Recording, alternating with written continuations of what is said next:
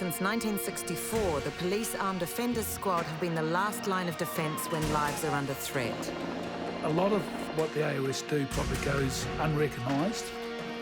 As violent crime surged in the 70s, the squads would be tested under fire time and again in the very worst situations. I'd be a liar if I said at the time I wasn't terrified. In the 80s, the anti-terrorist branch of the squad came out of the shadows. I got exposed to things that I never thought I'd ever get exposed to in the police force. In November 1990, the anti-terrorist squad played a deadly game of cat and mouse, not against a foreign terrorist, but in Otago's tiny seaside town of Aramoana, against a man named David Gray. You're just constantly waiting for that shot to ring out. It was like a sniper's paradise.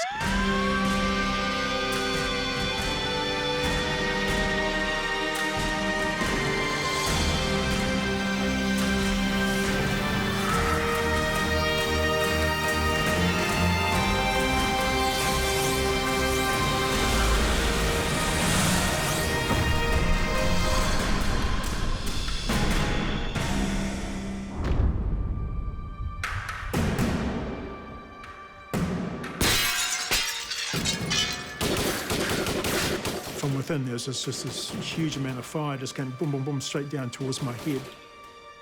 My team leader was on my shoulder, and he just returned fire straight back into that window.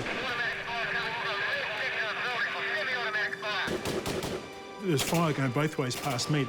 I just pulled away as quickly as I could down to the edge.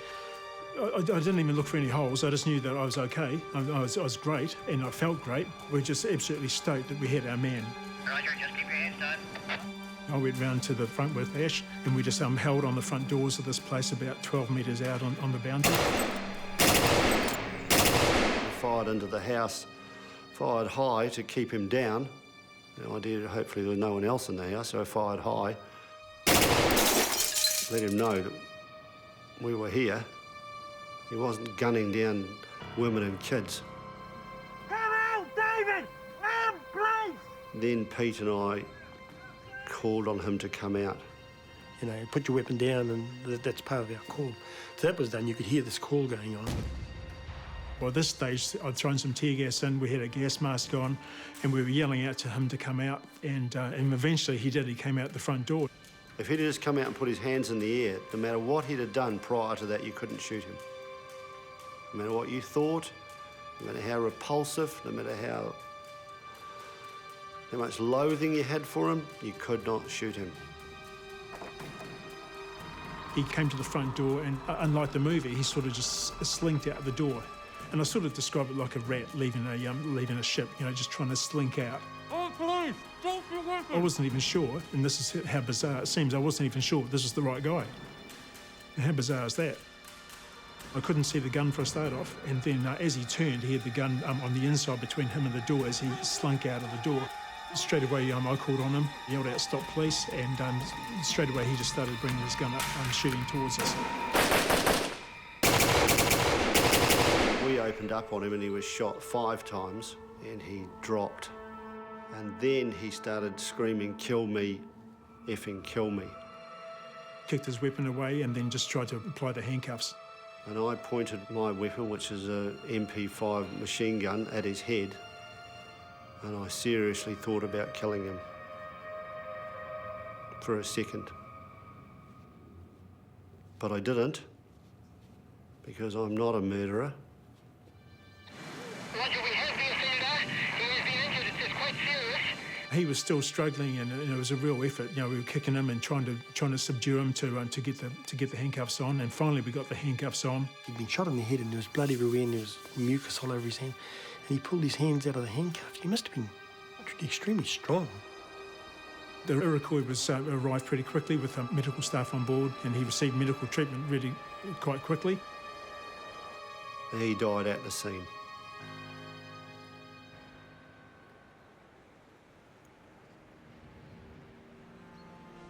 After such a harrowing 24 hours, the ATS squads walked back out of the village. As we walked out, along the road, a lot of the people had come forward to get back into their houses. And they sort of lined the road, and we sort of walked through the middle of them, and they clipped us. Yeah. I thought, how strange. I just went home and tried to put it out of my mind. Everyone has dealt with numerous situations. You have to move on. You can't dwell on it. If you dwell on it, then you're finished. The next morning I got up quite early, and my youngest boy was the only one still at school. He was at high school. And I was at the kitchen table. I was reading the paper, I was reading through all this stuff. And he comes out, and I thought, you know, what am I going to tell him? Because he'll want to know about these things. So he grabbed his lunch, which was in the fridge, and he went to the door, and then he said, you could have been killed there. What about us? And he walked out. I thought, he's probably right. Yeah, and that sort of made me think about being in the squad, and I thought, shit. Then you start thinking about things like that, you know, which you don't. You don't ever think you'll get hurt. None of us ever thought we'd get shot. You know, why would we get shot?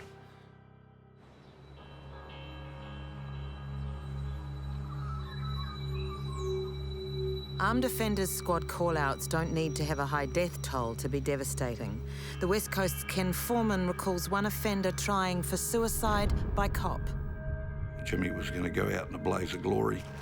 He had the 2 firearms, the 800 rounds, and yeah, the next thing I see is Jimmy Malone coming over the back fence at the property. There was a horse paddock, and around the outside of it, it had a fence. And with all this gear that Jimmy was carrying, I knew that he would have to stop at that fence and put something down to get over it. He got to the fence.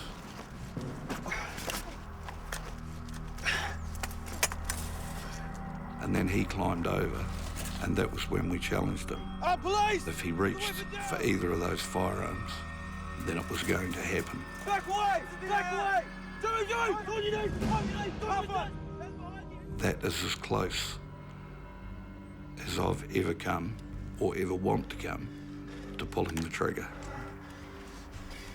That's when it all sort of started. I started to get the shakes. And I thought I'd lost my bottle. I thought, you know, you've got to leave the squad. You're no good to them anymore if you're going to do this. You know, it was only very brief. It was probably only for 5 minutes. And then I was as good as gold. But I really thought that I'd lost my bottle. It scared me.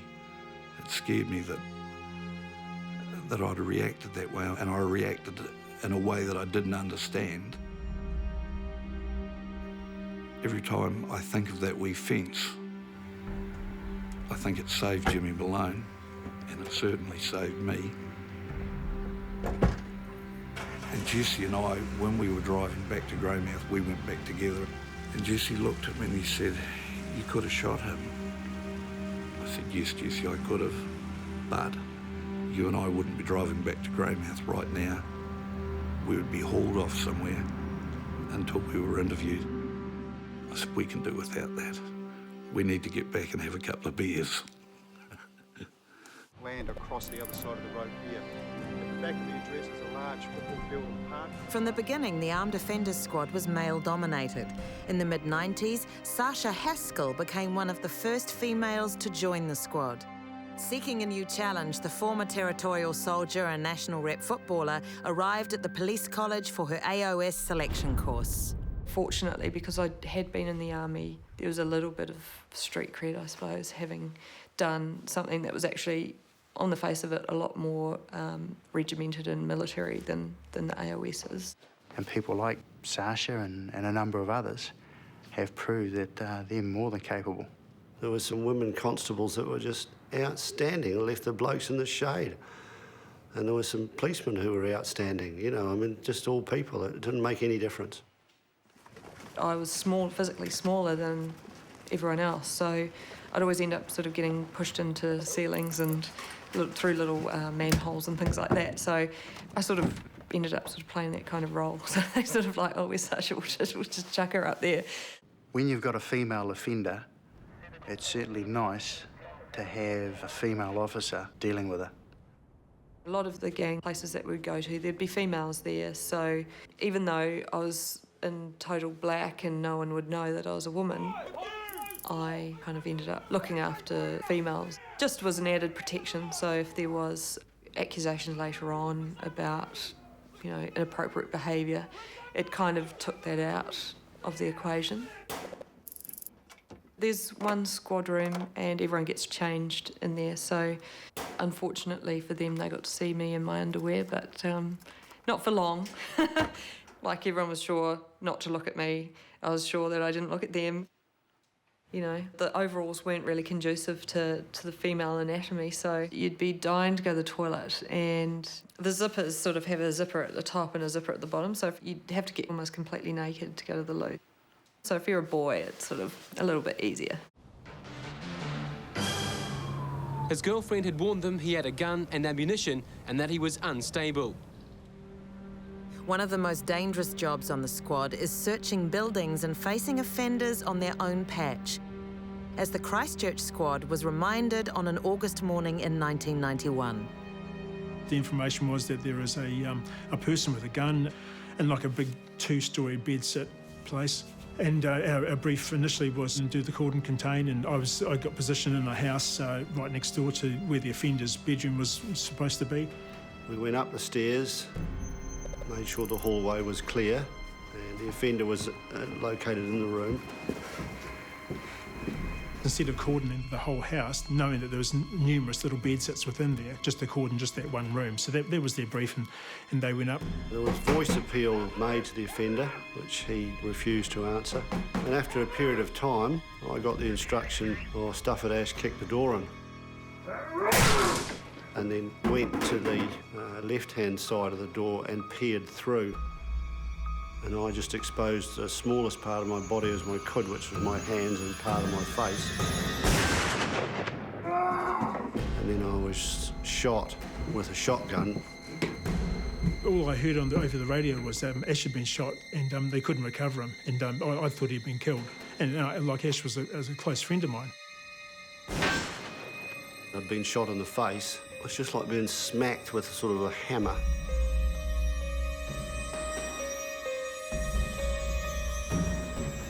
I then attempted to shoot the offender, but I couldn't because my revolver was jammed with pellets, but also both my hands were split open. And then another shot fired. Then a big hole appeared in the hallway wall. And I thought, oh, shit, he's just going to come out here and shoot me now. Because I was virtually defenceless.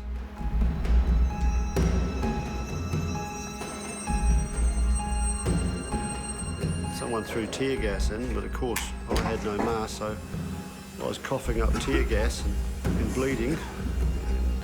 My hands didn't work.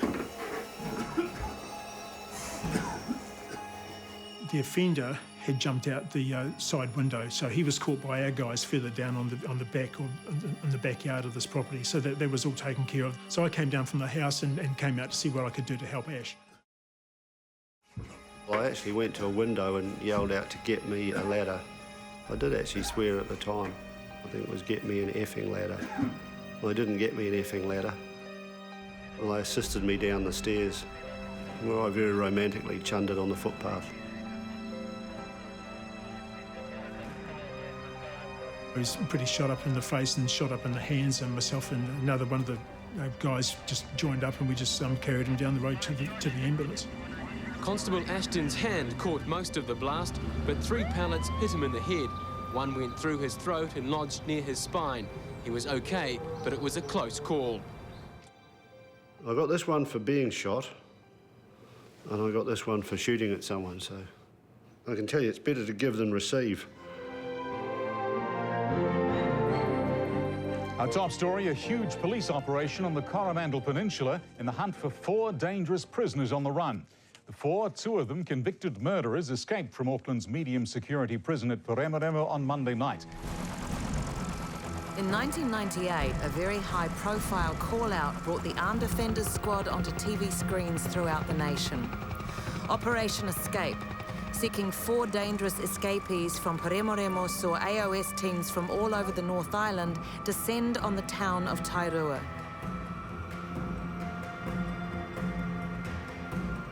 The camouflage looks military, but they're not soldiers. These men are police officers. For 2 decades, this unit was known as the Anti-Terrorist Squad, but in the early 90s became the Special Tactics Group. The name change was because their job was now much broader than guarding against terrorism. For many AOS members, joining the STG is the pinnacle of their career. To be asked to join their group was quite an honour. I got exposed to things that I never thought I'd ever get exposed to in the police force. They asked if I was interested in joining the STG, and I had no idea what the STG was, so I said yes, absolutely, that's what I'm here for. I'd love to join the STG. In Tairua, the STG worked alongside armed offenders squads. Their training and tracking saw them sent deep into the rugged hills of the Coromandel.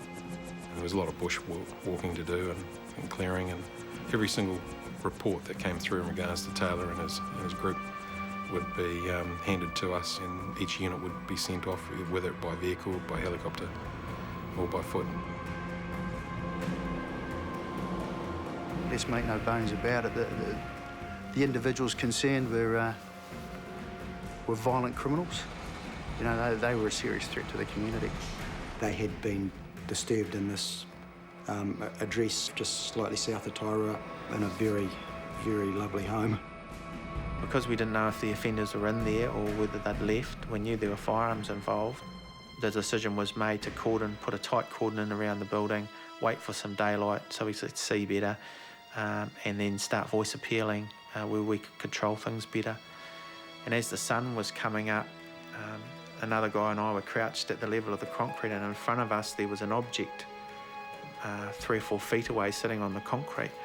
And as the light came up, it sort of came into focus, and we were both staring at it, and then we could see a wire running out of it and heading off towards the house like a bomb. And all night we'd been sitting there with it right next to us. So we sort of tapped the boss on the shoulder and said, hey, look at that. We had to put AOS staff between the bomb tech and the house, and I guess I was one of the new guys, and that was me. It was a long day, no food, really hot, stuck out exposed in your black gear with your ballistic helmet and your armour on, so pretty long day. They had taken firearms from the house, they'd broken into the firearms safe, and when we saw later in the bedroom where they'd actually got a hacksaw and sawn the barrels off some of the weapons, and the barrels and all the filings were all sitting on the floor in the bedroom of one of these houses. So that sort of heightened the whole situation. Police have just told us that they found guns and ammunition on a beach near this luxury hideaway house. At first light, the squads made their move. At low tide, we walked around the rocks to the area where they had last been seen, and then we deployed. I looked ahead up into the scrub, and there was something there that just was out of place. And I scoped, and then I realised it was a person, and when I challenged him, he put his head up, and I knew it was Arthur Taylor.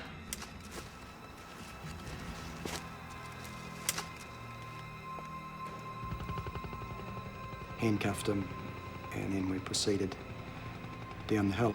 He looked pretty tuckered, I would have to say.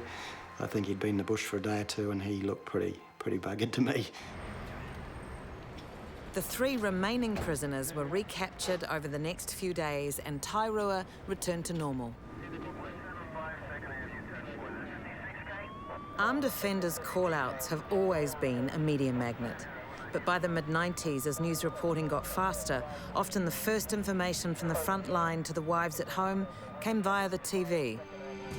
The drama at the police station caught the quiet Waikato farming town by surprise just after lunch. As the siege unfolded, armed police converged on Morrinsville from all over the Waikato region. The one time that I really feared for him was the Morrinsville shooting. That was one of those jobs that you just knew it was the real thing. The situation was bizarre, if you like, a kidnapping and a hostage-taking in a police station.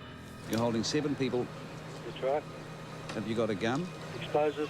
What kind of explosives? Explosives. All right, just take it like that.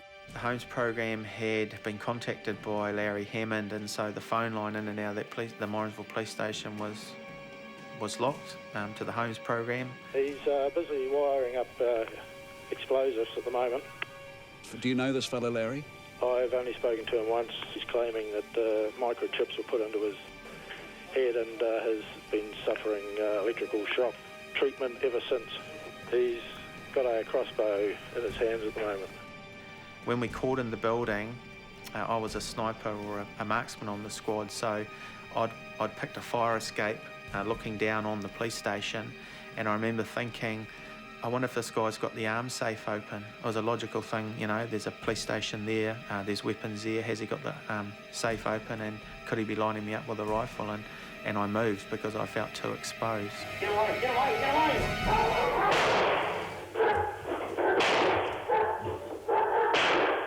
Oh, my heart just sank, and I just thought, oh, because they said that someone had been shot and that a police officer had been hurt. And I knew it was their squad that had gone to the call-out because it's their area. Everybody here? Everyone's out, all right? Real fear it was, actually. I really did start to feel a bit panicky when I heard what had happened. And within probably 5 minutes of hearing that breaking news, he phoned me and said, "Don't worry, it wasn't me." The offender was shot. A police officer was shot by the offender with a crossbow bolt. When the scene examination was done, the explosive devices were capable of detonating. So it was, a serious situation. Family man and Auckland Squad Commander Tim Masters has dealt with many call-outs in his time, but one in particular is burnt in his memory. My granddad... Your granddad? He's shot my brother. Your granddad has shot your brother? Yes, and I think he's going to shoot me. Linda had secreted herself in a cupboard at the family house, and she'd heard Brian Schlafer come looking for her, and she had the presence of mind to hide, and she'd also got onto the phone. Where's Granddad? I don't know, he's probably just here. He's probably someone looking for me. He's either looking for your mum or he's looking for you. So as the police AOS operation unfolded, they realised how serious the situation was as they came across bodies at different parts of the property. The problem was we didn't know where Brian Schlafer was. It was a priority to get Linda out of that house, you see, because they couldn't leave her in there because the possibility that Brian Schlafer would come across her and kill her. By lunchtime, and still no sighting of Brian Schlafer, despite the police using infrared technology in the search. If Brian Schlafer does hear any of this news broadcast, please contact us and let us know where we can make a safe approach to you. Don't hang up the phone, leave the phone off, and you come back as soon as you can and see me. The grandfather has gone outside to try and kill the father who's working out in the garden somewhere. She hasn't seen him for about 15 minutes now. I went out with 3 or 4 or 5 other members and a member of the St John ambulance at the time to get her and bring her out. We had deployed snipers out into the area, so we had cover when we went out there to get Linda back. And of course we had to be aware that he could be anywhere on the property. Your senses were certainly heightened. Behind any tree or building he could be there, you see, so we were aware of that, and our tactics going out to the house had to take all that into consideration. We've had 6 murders committed, and we're desperate that there's no more. For Tim's wife Linda, hearing this tragedy play out live on air was very worrying. It's on the radio, you're at work, and you've got half an ear on that, and for other people it's just another normal day at work, and you're thinking, oh yes, but, is there going to be someone come home tonight or not? Just stay where you are, all right? Yeah. Just listen to the instructions very, very carefully, all right? Yeah. Don't you unlock the door. Yeah.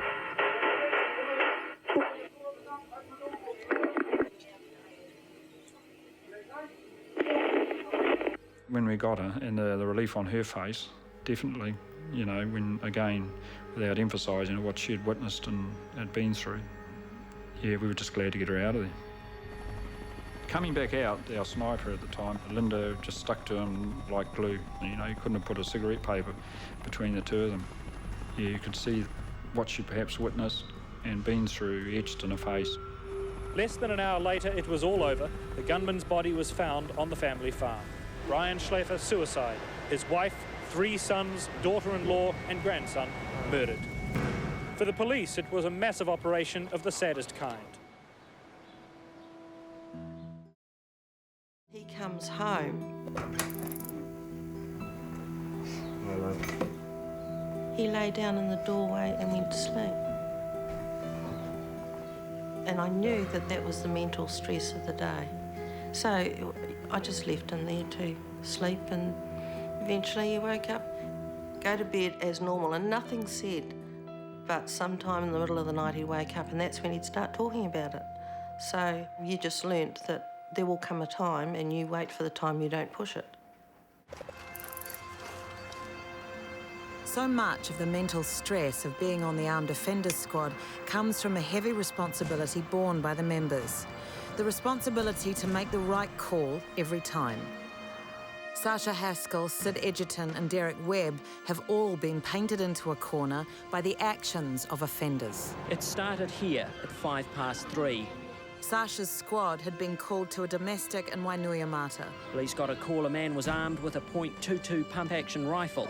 Shots had been fired. He said that he would come out of the house and shoot anyone that he saw, and that he was going to walk down to the police station and kill everyone in the police station. And there was a fence separating his house from where I actually was. I was with a colleague, and we were lying on the driveway. When you sort of looked through the fence, you could actually see in between gaps, and I just started seeing him walking down. It was really frightening. You know, if he sees me, he's gonna shoot me. Yeah, come on, boy. On the West Coast, Sid Edgerton was called to back up a colleague being stalked by a gunman. Come on, Chuck. We came screeching around the corner, and the offender was walking up. We recognised him because we knew him before, and threw the old Commodore into neutral and just sort of dragged the handbrake on to let her slow down, and we bailed, me out one side, him out the other, and put a challenge into him to let him know we were armed police. He sort of brought his shotgun round towards me, and I had mine lined up on the back of his head at that stage. Everything just seemed to have slowed up. Derek Webb found himself looking through his sniper's scope at a man threatening his squad with a rifle. A number of emotions go through you.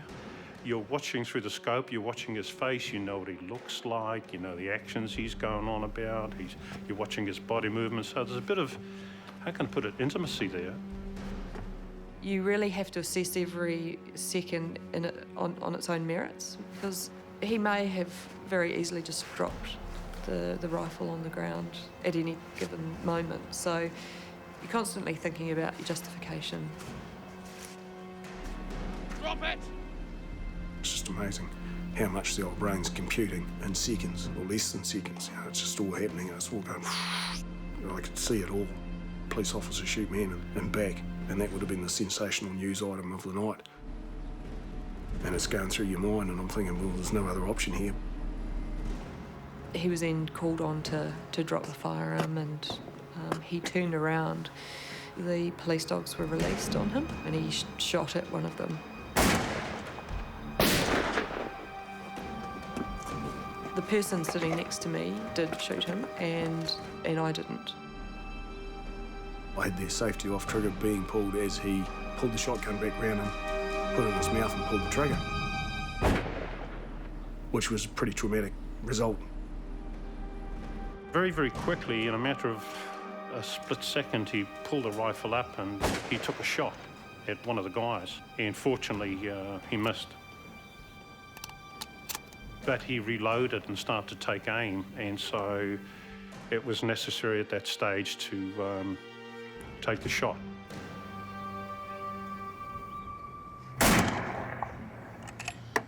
We went forward, we obviously tried to give him first aid, we called up an ambulance, and rather unfortunately, he died. He has been shot. Repeat, he has been shot. Can I get an ambulance there immediately? Over. it was something that I played over in my mind over and over and over again. I probably felt at the time that I'd failed in some respect. Did I do the right thing? Could I have done this in a less violent manner? And it was something actually that I thought I was going through on my own, but I spoke to a couple of people that had actually fired. They said, oh, I felt like a failure. And I was like, wow, you know, they're going through exactly the same thought processes, but we did different things. Luckily enough for me, it was just taken out of my hands at the last moment. Yeah, if he hadn't have done that and I'd squeezed the trigger,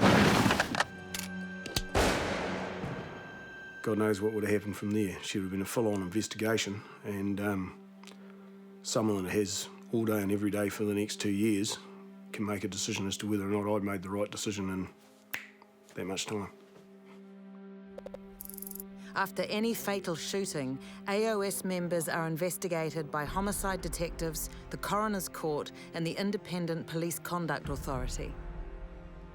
Every shooting is treated like a normal homicide, and our members are subject to an enormous amount of investigating involving both the responsibility of the shooter, responsibility of the section as a wider group, and obviously the police operation that led to that call-out.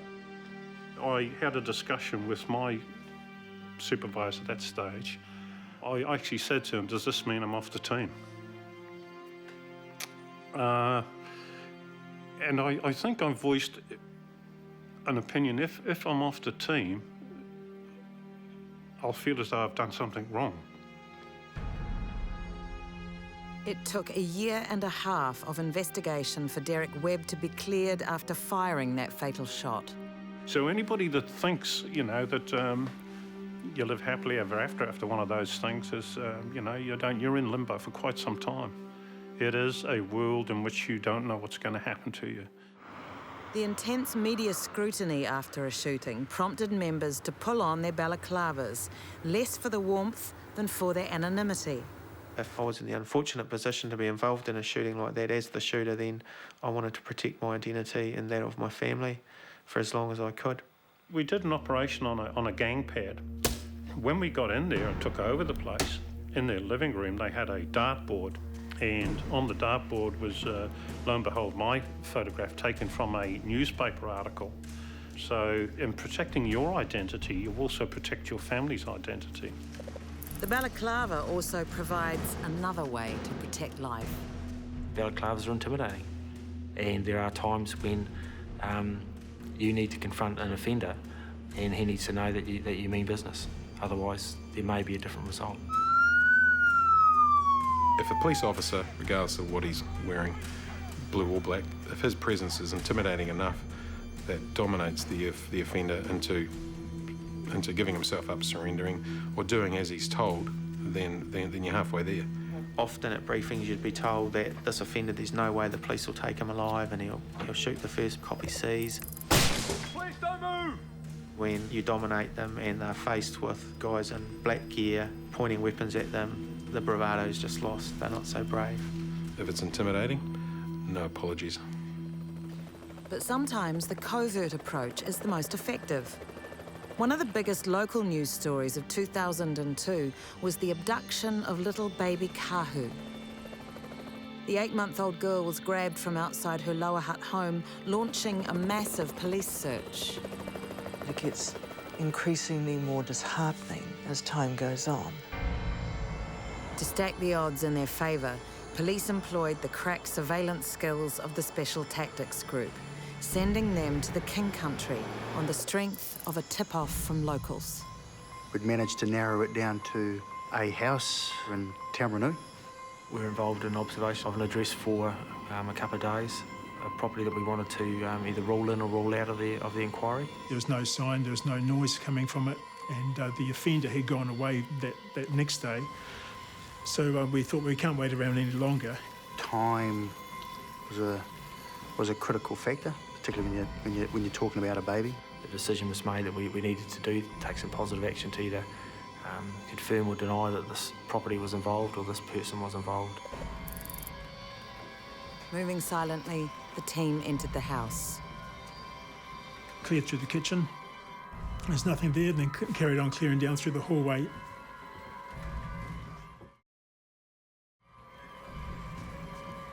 We just came into this room that was lined with plywood.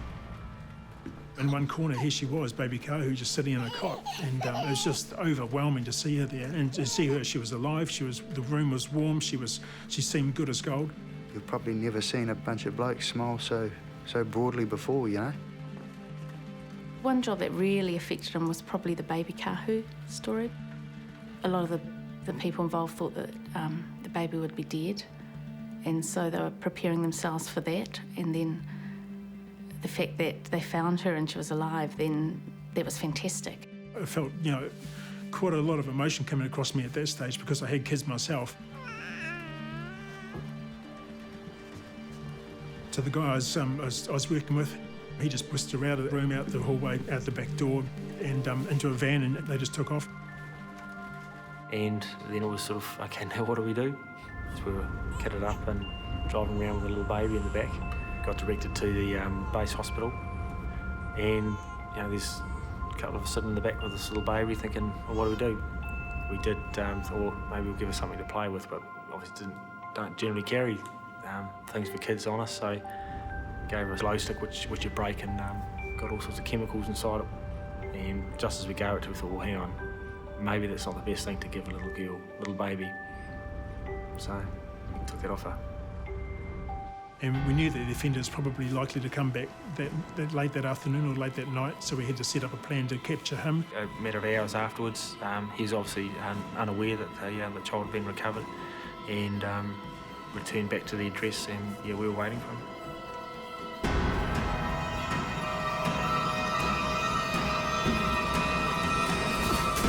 And he was just monstered, face down the ground, handcuffs applied, and that was it. Handed over to the CIB investigators, and job done. Another job resolved without a shot being fired. But with violent crime on the rise and a new drug culture sweeping the cities, the stakes are getting higher and higher. As the new millennium wears on, violent crime in New Zealand is constantly in the headlines. The job of policing in this country has never been more dangerous. Having been overseas for the last sort of 5 or 6 years and coming back, New Zealand's incredibly violent. The nature of the callouts, the level of violence, the frequency of firearms and the unpredictability really of some of the offenders meant that some of the AOS tactics had to become more assertive, more aggressive if you like. The chap in front of me, he would have been about 17, 18 years old. He had a box cutter, pulled the box cutter out, flicked the blade on, turned at us and decided he was going to have a go. And as opposed to shooting him, I decided to put the butt of the shotgun through his jaw, and it dropped him in a hurry. But under those circumstances, you get about half a second to decide what you're going to do, and I chose not to shoot him. Reasons for the increased violence are well documented. Although hidden P-labs were being raided as early as '99, now police are busting hundreds of labs per year in Auckland alone. This marks a new era for the AOS. It's had a huge impact. Huge impact. You'll find labs out in the country these days, labs in industrial blocks, labs in homes where the kids are playing around. Most of the jobs the squads attend, P's a feature in there somewhere. With methamphetamine, there's inevitably gang involvement, firearms are involved, so AOS are involved in the majority of operations.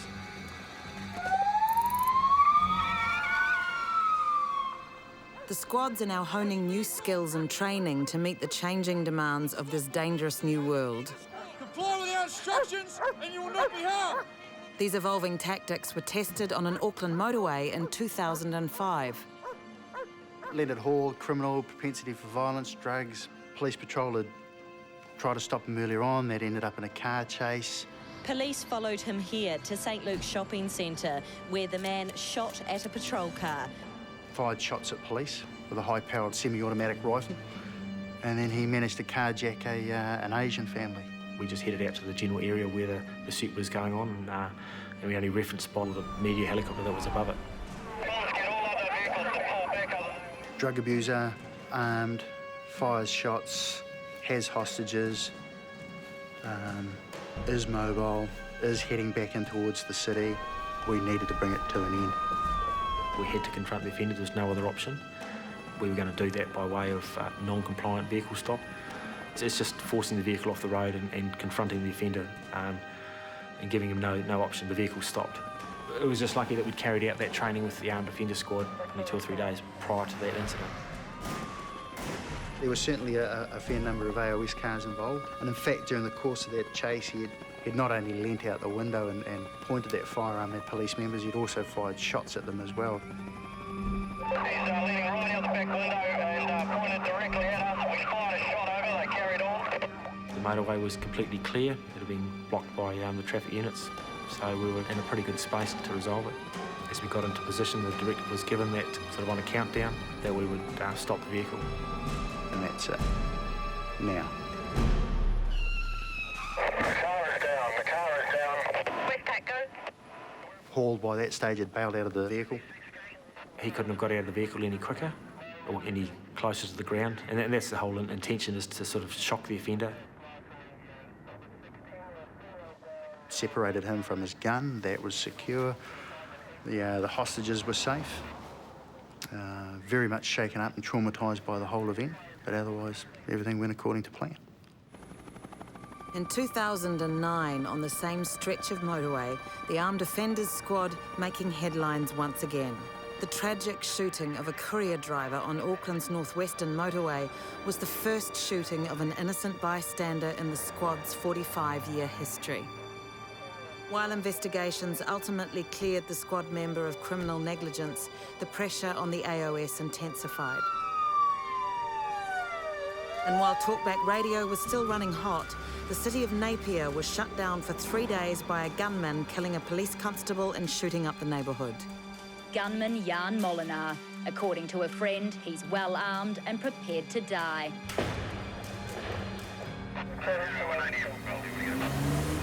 In the face of incredible public pressure, putting themselves in the line of fire on every operation, what drives these men and women to do this job? Some people would just stand there and shake their heads and say, why? Look at the commitment that it's putting upon you in your job. Look at what it's asking of the family. It's doing right for good people. That's why I love doing the job. That's why I got out of bed at 2 o'clock in the morning when the pager went off.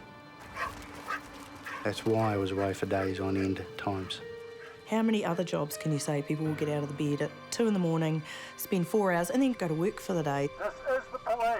They do it for love or they do it for service. They don't do it to get paid because they're not reimbursed for what toll that takes on someone's life, you know? There's a lot of people that are alive today because of their actions. Not dead because of them, but alive because of them. It must be the most successful armed response unit in the world in terms of the number of call-outs attended, and had to resort to the ultimate force on very, very few occasions. The police officer is there as an agent on behalf of the public at large, the community. And the responsibility at the end of the day has to be shared by the beneficiaries, and that is the public at large. We put them there, and that responsibility is ours, each and every one of us. It's not good enough for the public to put the whole blame, or whole responsibility, if you like, for a shooting or killing on the shoulders of the officer who pulled the trigger. The whole of the squad that was involved, the whole of the police service, and the whole of the community that's responsible for the police have to share that burden. It's a terrible burden. You can't just place it on one person's shoulders.